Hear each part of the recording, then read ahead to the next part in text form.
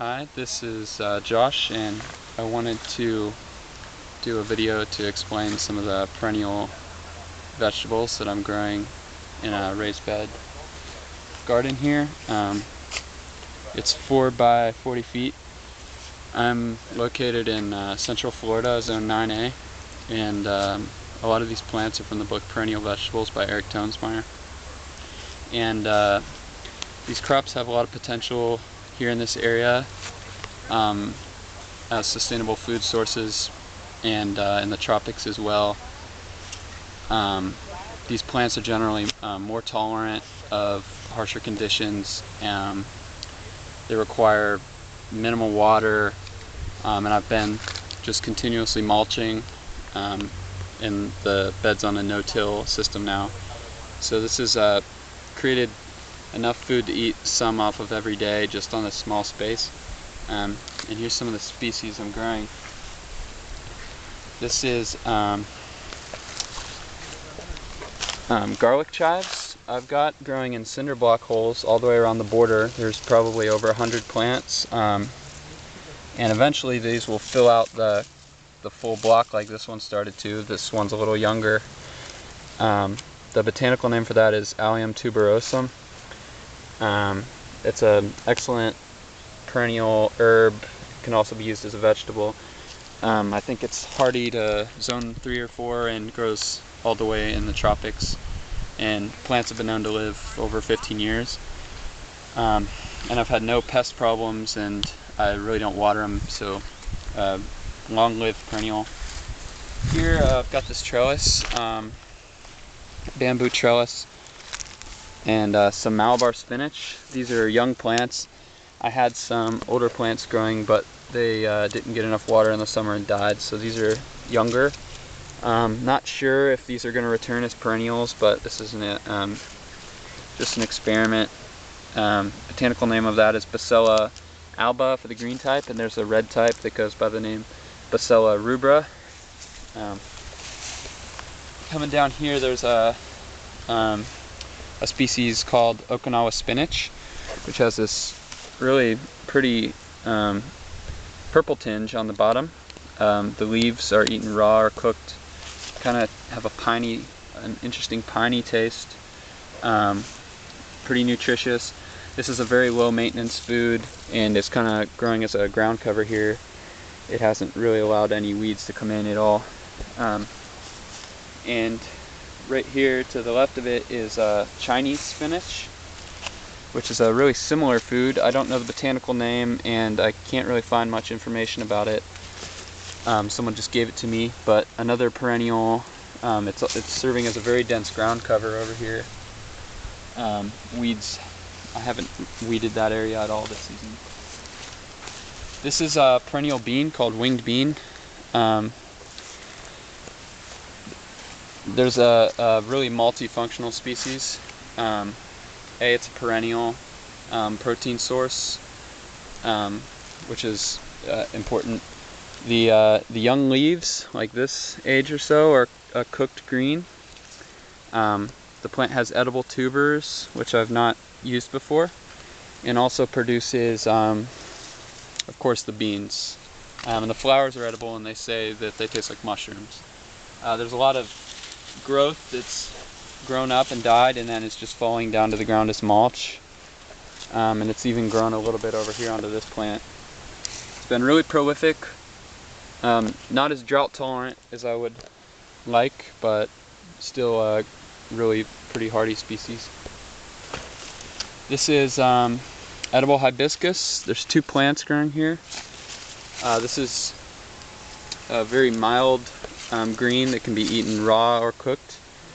The leaves are decent tasting raw and can be used as the majority of the substance for a salad.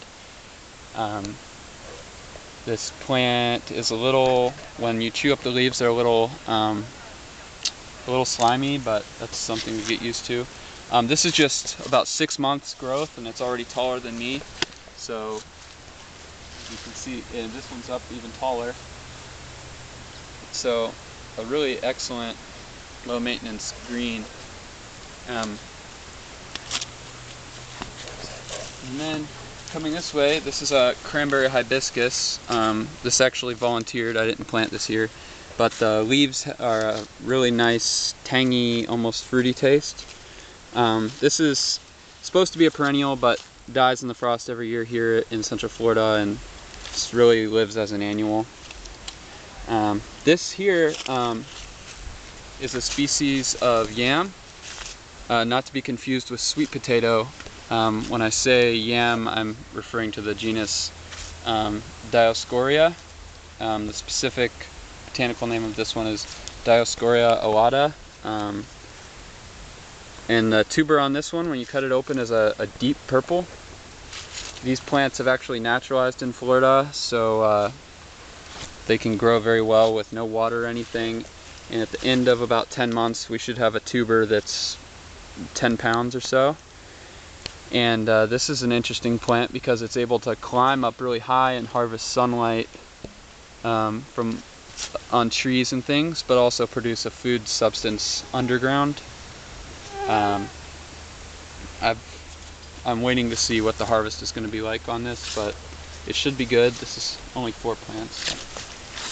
This is another really interesting species called African Blue Basil, which I do not know the botanical name, but you can see here there's a bee flying around, some sort of bumblebee maybe, and that's one of the most incredible things about this plant is it flowers continuously, but there's no seed. It's only propagated by cuttings.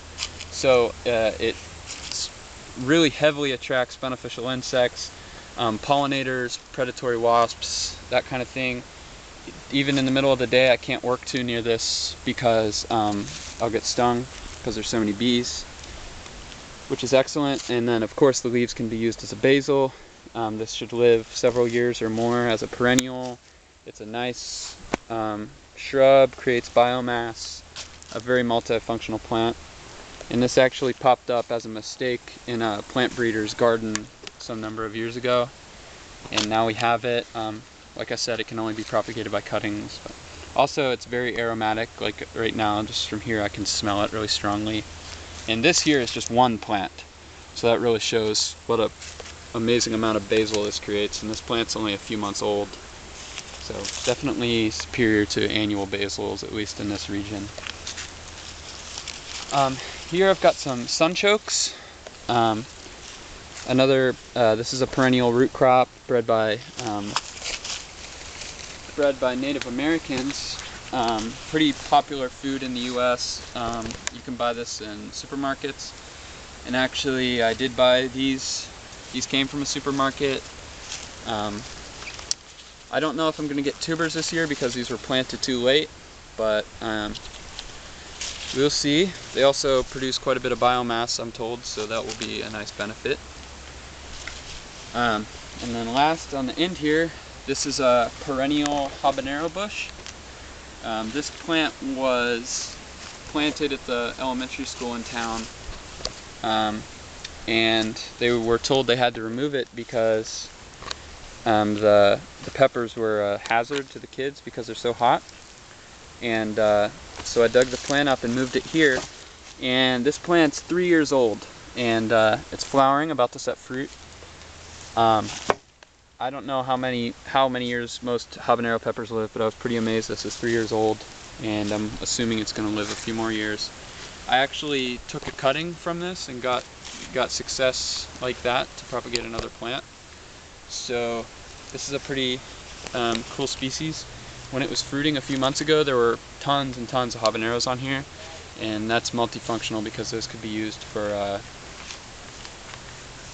insecticide or for spices and other things. And the botanical name on that is Capsicum Chinese. And I'm experimenting with growing a sweet variety called ají dulce from South America. Hopefully it's actually sweet. So yeah, these foods here have really been only watered once a week, if that, on weeks they've needed watered, but most of the year they've gone here just with rainwater. And the only fertilization I've done is continually added a layer of mulch. Whenever the stuff starts to grow into the paths here, I cut this and lay it down as mulch. And I'm constantly bringing in grass and leaves that drop and things, and palmettos. Down here we can take a look at the soil. You can see how well the soil's improved. It's looking very dark compared to what it was, which was just like beach sand a few months ago. And just the constant mulch deteriorating and all those leaves dropping off these plants and stuff. There's a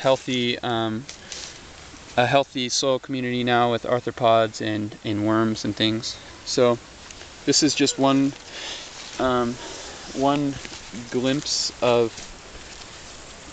food forest. This is a more highly managed system because I've got the raised bed and the irrigation line and stuff. But these plants could all fit into a food forest environment in this region and could really be grown with no intervention for a continuous sustainable food harvest for people.